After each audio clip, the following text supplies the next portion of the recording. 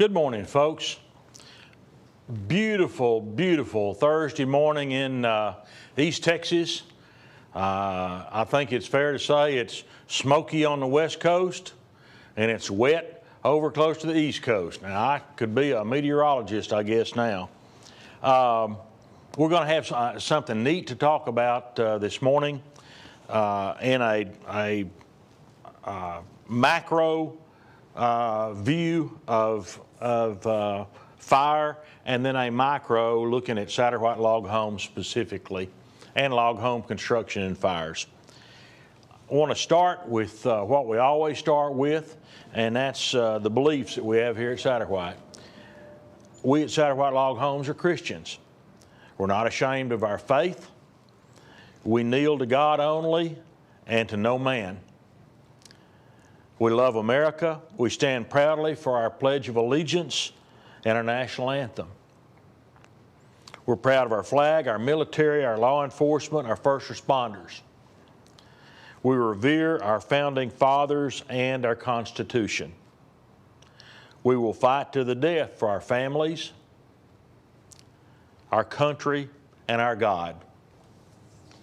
I hope I make that plain enough, but that's exactly the way we feel here. This morning we're going to talk about the fires in the West, as well as how Satterwhite Log Homes handle fires, how log homes in general react to fires. Don't want to get too preachy with you, but I'm going to say something that I think goes to the center of the debates over how our western lands particularly are managed. An awful lot of the West is federal property, which means it belongs to all of us. And of course we have a lot of folks on the left coast that have some very strong beliefs that are very different from a lot of the rest of us. But what we're seeing in California, Oregon, Washington, these devastating fires are at least in part a consequence of worshiping the creation more than the creator. God gave us stewardship over His creations here on earth. We don't own it. We're stewards. We're supposed to leave it better than we found it.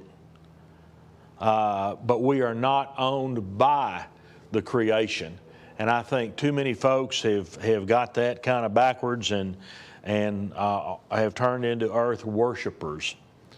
And some of our more radical environmental movement has caused some of the conditions in the western United States that have made it very conducive for the fires that they are seeing out there right now. You know, how would I know something about that? Well, you know, after building our log homes and using dead standing timber for the last 46 years, hopefully a little bit of this stuff has kind of sunk into me. And I think I know maybe a little bit more than the average folks that just live in a city and don't get out into the mountains, into the open spaces in the West.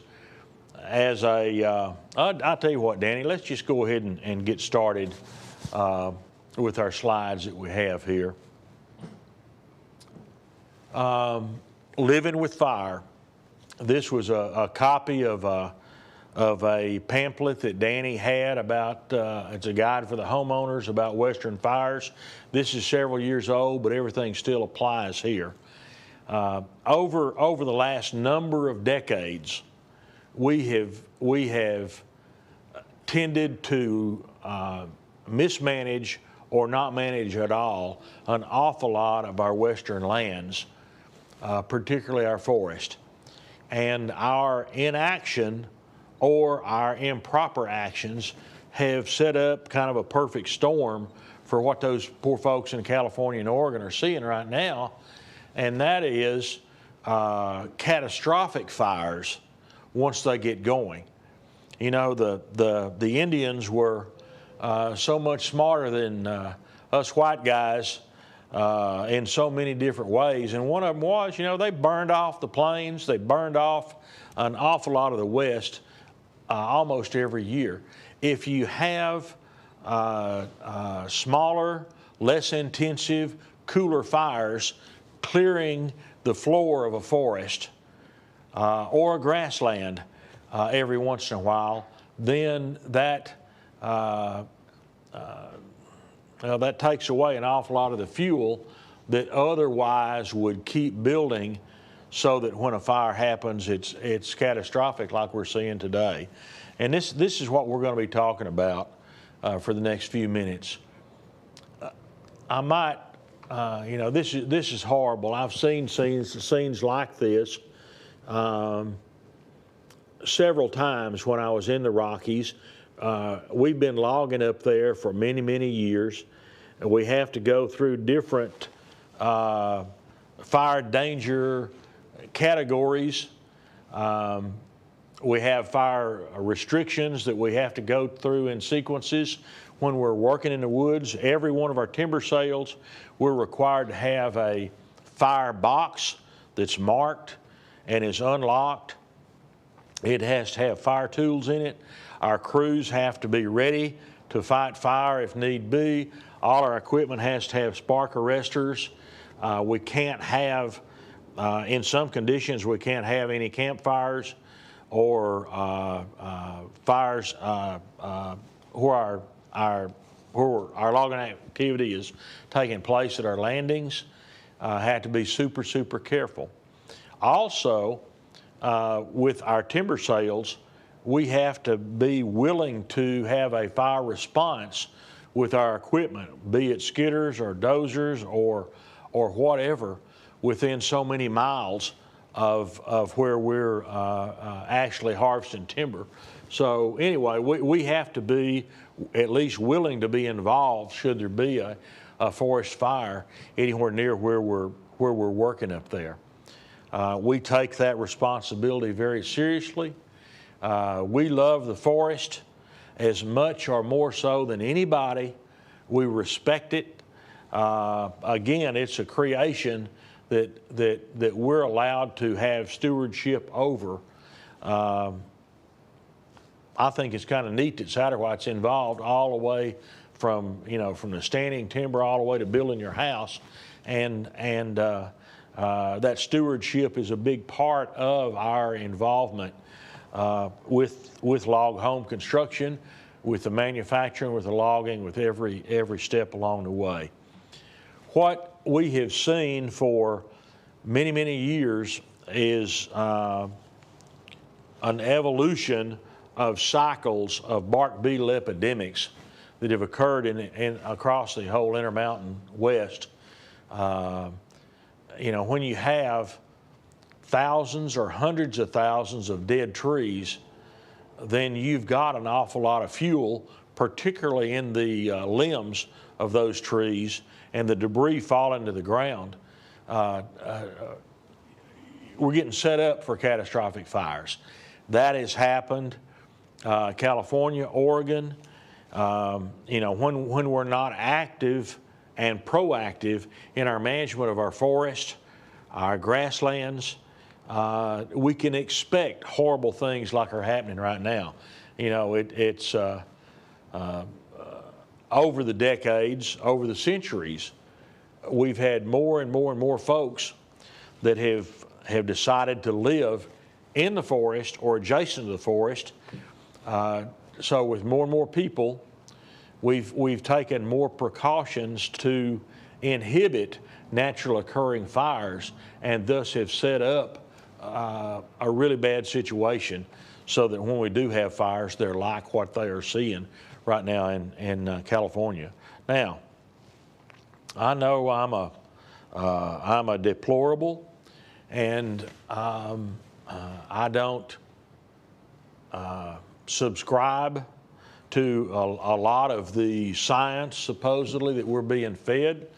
I think it would be impossible for anybody to deny that there is climate change, but I'm one of those that doesn't believe that man is egotistical enough or powerful enough to affect what is naturally occurring with climate change to any great degree. You know, the ice ages, that was the flip side of the climate change that we seem to be seeing now, and these changes happen over years, decades, centuries, eons, and it's always been that way. You know, there's always been warming or cooling that takes place on the earth, and things change. That's part of life on earth. And well, I don't want to get too political about that, but at any rate, if we had done a better job in managing our western forest, we would see a lot less of what's happening right now in forest land all the way across the West. I want to give you a specific. Back not too long after we moved our operation to Utah from western Colorado, we had seen the writing on the wall. In Colorado, we were getting starved out of timber sales. They were becoming less frequent and smaller sales in Eagle County, Colorado.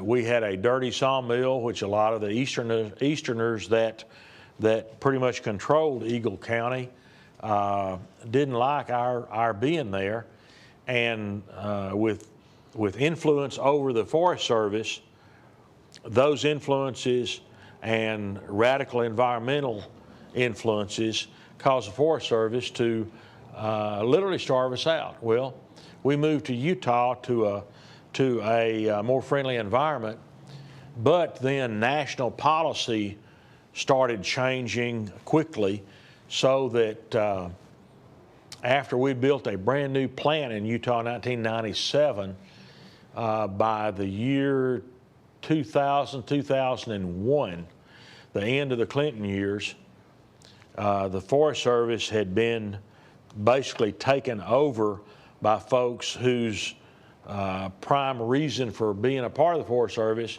was to throw monkey wrenches in the timber programs that were part of the main purpose of having a Forest Service. Long story short, we were starved out in Utah also during those years.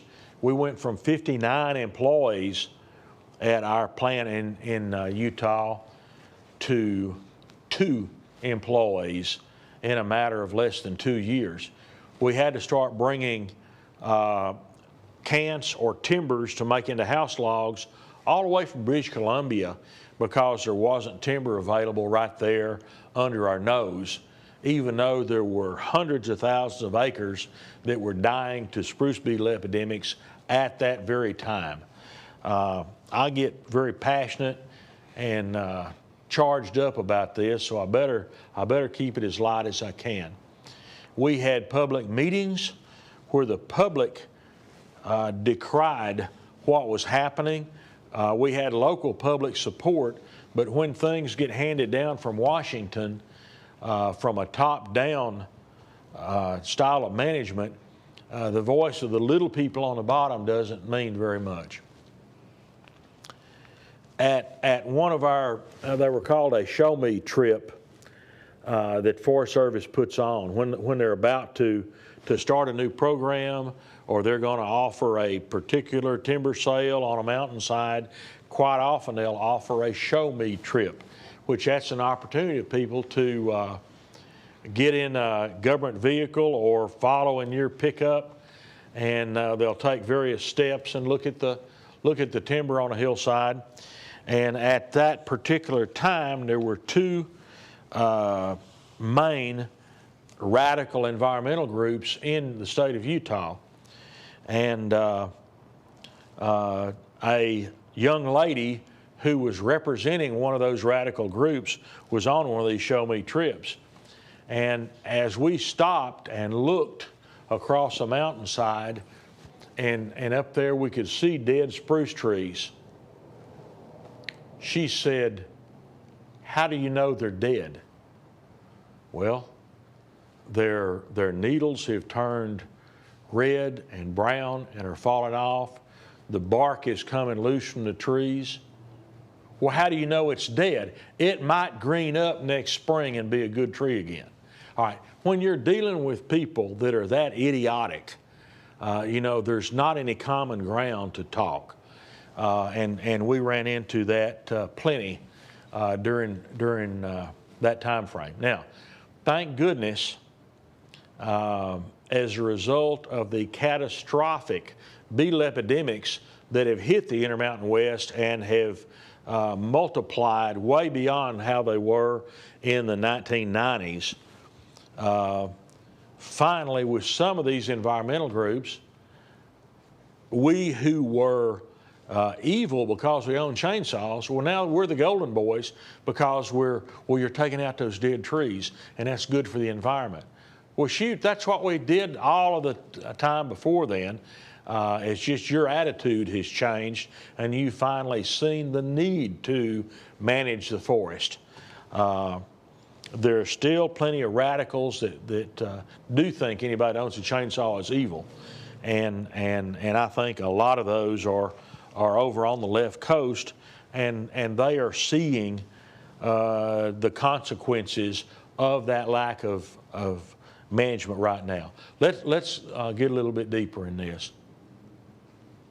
Let's talk about what can we do to protect ourselves, our property, our home, if we're building in, generally the term used as the wildland urban interface zone. That's where you've got houses being built right next to a grassland or forest land that has a high fire danger. All right, number one, you need to create a defensible zone around your property, and this shows some pretty good ways of looking at it. That first zone needs to be immediately around your house and around, say, out 30 feet or so.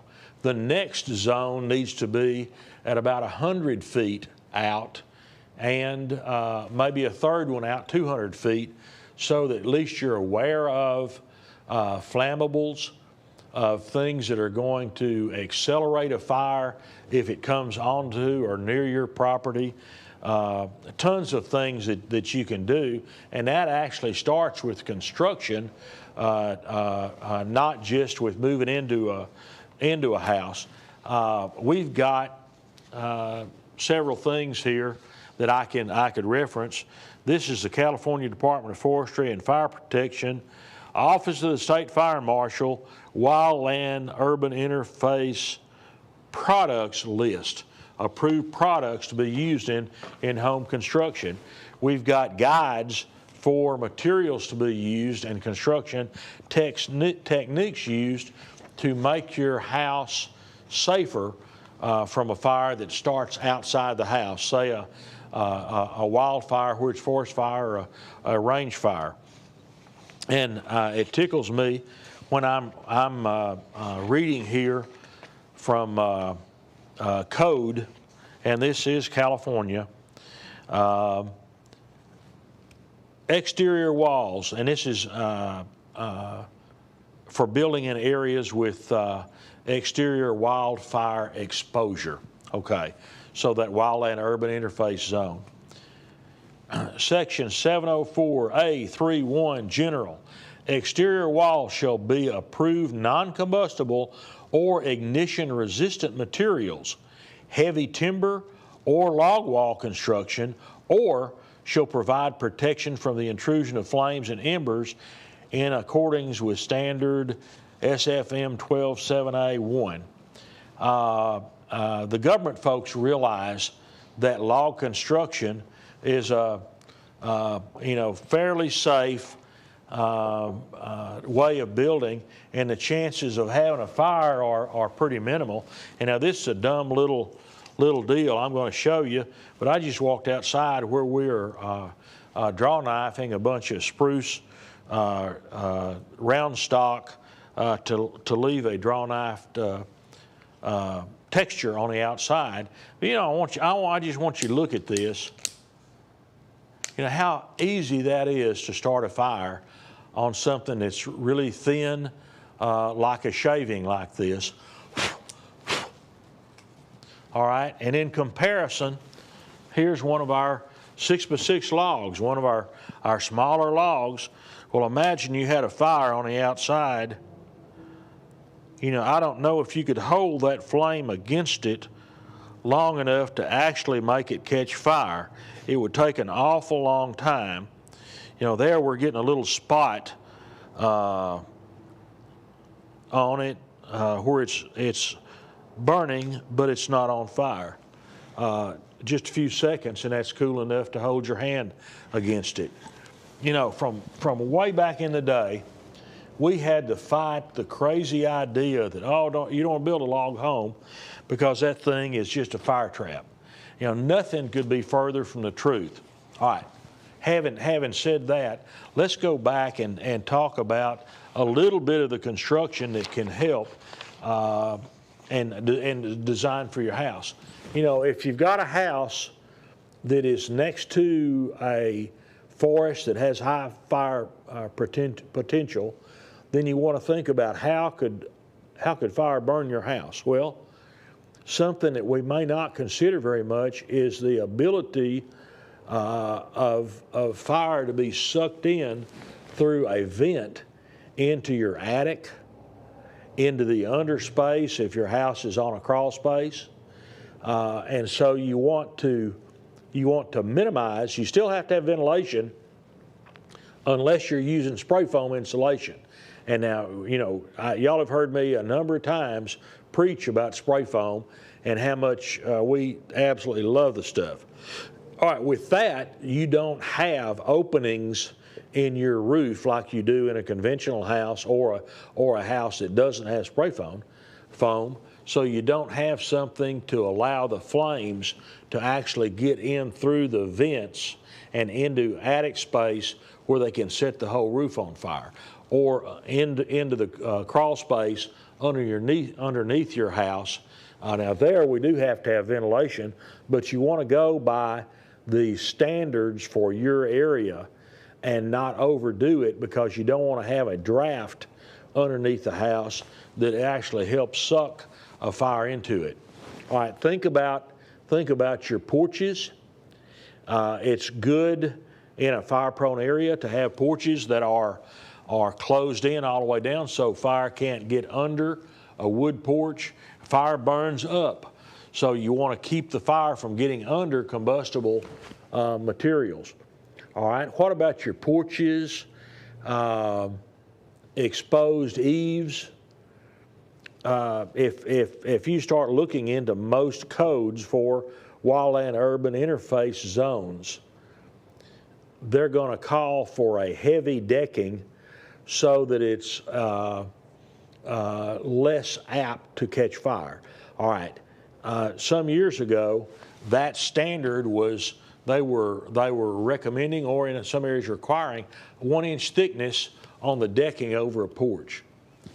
And that fact, and the fact that we sell so many houses, Utah, Colorado, and the western states, made me really start thinking about it. So we started manufacturing a tongue and groove decking that's 1.25 inches thick.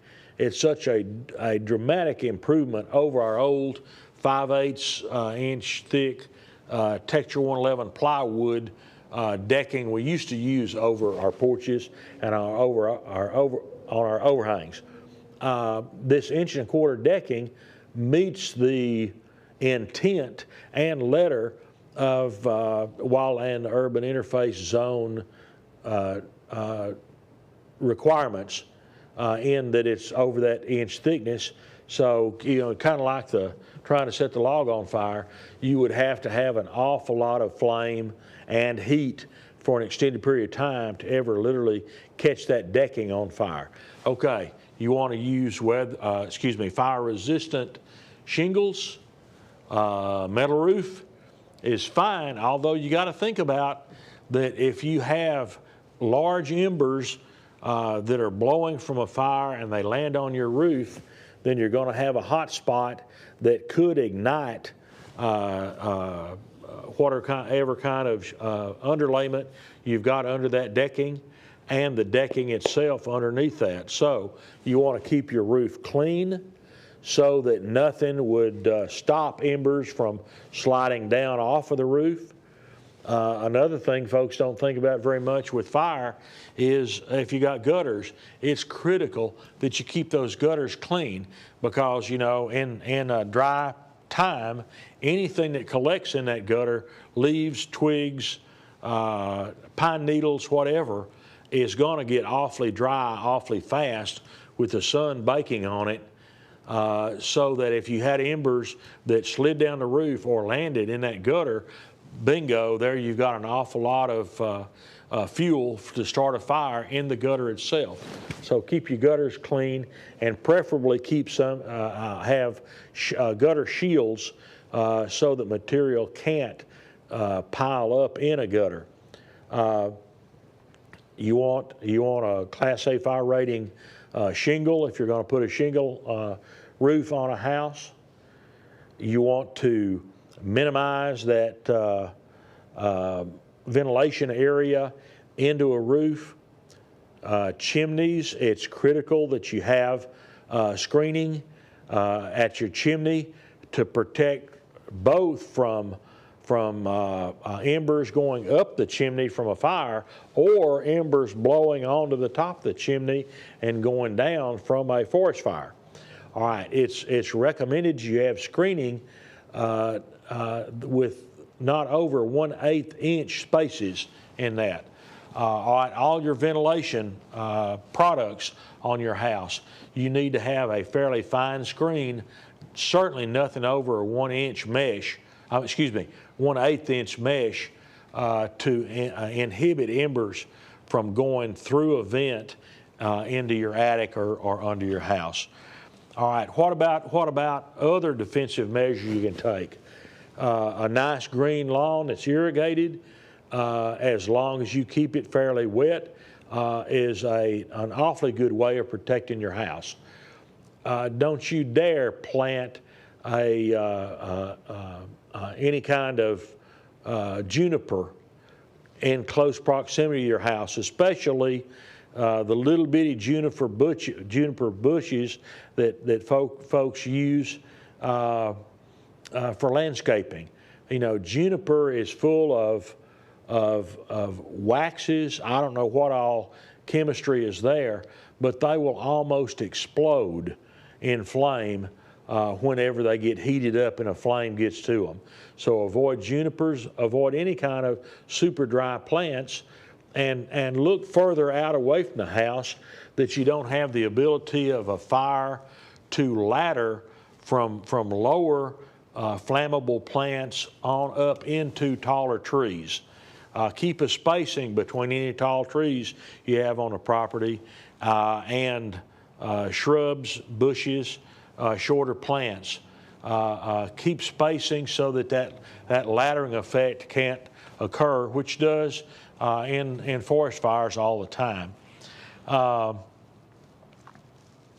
Let me see if I'm, Danny, or am I missing some things here? Am I covering it pretty good, do you think? Pretty good. We could look at the next slide. It shows after a home that's been properly prepared to survive. Oh, great. Yeah, let's do that. Here, okay, this is called a miracle house. This was in California. And what fire was this after, Danny? Do you remember? I'm not sure. It's in the... Okay, I can make this picture. I can grab that in just a second.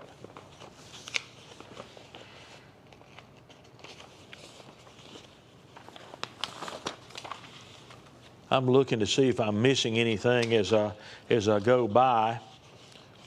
I don't know what I did with that particular picture. Doesn't matter. I can read the caption if you like. Yeah, read the caption. This home survived Northern California's 49er fire and has been referred to as the Miracle House. The title, however, is misleading. The reason this home survived was not due to a miracle. It survived because the homeowner was proactive and created a lean, clean, and green area. and had fire-resistant roof and provided good access. It was designed to survive. All right, look closely at this, this picture on the screen. All right, out away from the landscaping, you notice that that is bare ground out to where the fire went up to.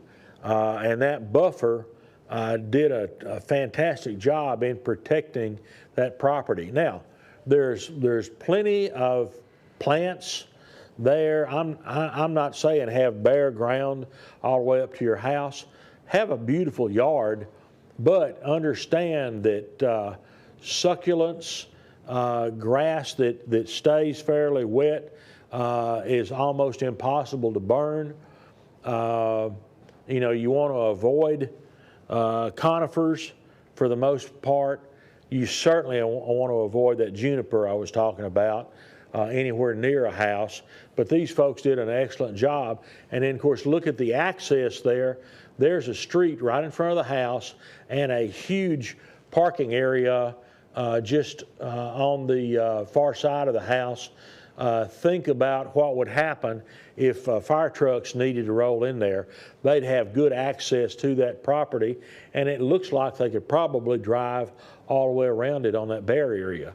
All right, it's critical that you have water available because you know, this fire may be so big that you can't count on the fire department to help you out, or you may be so remote that it's going to take a long time for them to help you. So it's critical that you got a good water source, a good pumping source, and don't you dare, you know, have a well or a water supply that'll provide you 20 gallons a minute or 25 gallons a minute or whatever, and then you got a 25-foot half-inch water hose is all you've got. Make sure that you got enough water hose ready to grab at a second's notice to reach out to that furthest part of your yard, that defensible space of at least 100 feet all the way around the house. I can't stress that enough. Your best line of defense is being proactive in the planning against fire and what you can do yourself, not depending on somebody else to do it for you. Let's go from that. What, Danny, you got anything else there, or have we covered that fairly well enough? Pretty good. Okay. Let's get a little bit more specific. Log homes, and of course the log homes I'm most concerned about are Satterwhite log homes. This is a house that had been burned northwest of Fort Worth, Texas, and I'm going to say this is probably now 12, 14 years ago, maybe longer than that. We went, took a bunch of pictures of it. I was asked by State Farm Insurance to meet not an adjuster, not an adjusting company, not an agent, but an area manager for State Farm at this particular property. You know, we walked up, introduced myself to this gentleman. We talked for just a minute, and I asked, well, why am I here? He said, well, we want to assess the degree of damage to this house, and since it's a log house, we wanted you to look at it. All right, you know, if the roof is burned completely through and the roof structure is gone, then it should be a foregone conclusion that that house is a total loss. And I told that to this area manager, and he agreed. In fact, he said, well, if this had been a brick veneer house, this fire was so intense that the brick would probably not even be standing. The whole house would have literally burned or fallen down. And I said, well, what's the difference? He said, well, it's log and it didn't burn nearly as completely as a conventional house. I hope y'all are hearing what I'm saying. You know, we fought this crazy idea about log homes being dangerous as far as fire for all this 46 years, and nothing could be further from the truth. This house, this was an arson fire. a split family, a widow, having some difficulty with children of her husband and his first marriage. All right. I don't think it was an accident that in the kitchen area, in the floor, whenever they did their investigation on this, they found residue of Coleman lantern fuel that matched exactly the partial can of Coleman lantern fuel in the storage building outside the house. It was definitely a fire that started near the middle of the house and did catastrophic damage to it. You know, this is from a carport. You can tell the damage, but I want you to see that those logs are still intact. They are charred, but they're still intact. And we've seen this almost in every instance. I've got a chance over the years to meet adjusters, insurance people, whomever, homeowners, and investigate fires. And it's given me a really good education about how our houses perform under fire conditions. Couldn't fault anything because this was log. You know, really hot, bad fire. You know, look on the bottom right of this, there was a curved headboard of a bed shielding that wall from the flames inside that room. Notice in the center of this picture, a picture or a painting had been hanging on the wall and shielded pretty well. Where there was not any shielding, the logs charred, and this is a typical reaction we see, where you have enough flame spread to cause an initial char. Normally that char only goes about 1/4 of an inch, and then the chemical reaction of wood turning into carbon. Carbon then is an insulator, and it stops the further spread of the fire through the log wall. Now, the exception to this has been, I had 2 cases that I investigated. One was a fried chicken place not too far from here, and there's no question it was an insurance fraud arson case, and the log walls burned literally down to the slab, which it had to have an awful lot of accelerant inside that building to cause that to happen. Another one was an old-fashioned pier and beam house near here. Couple had divorced. There was some obvious contention, and that house mysteriously burned, and it literally burned to the ground. It had old-fashioned rock piers around it with no skirting, so that once the fire burned through the floor, the air was sucked from the outside in all the way around and had absolute combustion, and what had been left of the log walls were ashes and char and spikes burned directly under where the log walls had been. But it burned totally and completely, so whoever set that one on fire did an excellent job, I'd have to say. All right, this is typical of what we see on an exterior wall where flames may break out a window. Flames then lick the outside, and we see some level of burn and charring on the exterior walls. Okay. Danny, what have we not covered here? I'm wondering if Travonda knew you showed pictures like these, if she wouldn't just fall apart. We would never have these kind of pictures in our brochures or anything, and this is like, it took you how many decades to find something like this to make a picture of? It's not like these houses burn. Right. So we found one that somebody poured Coleman fuel on, and we got some pictures, but this sort of thing is exceedingly rare. Well, you're right. Conventional home.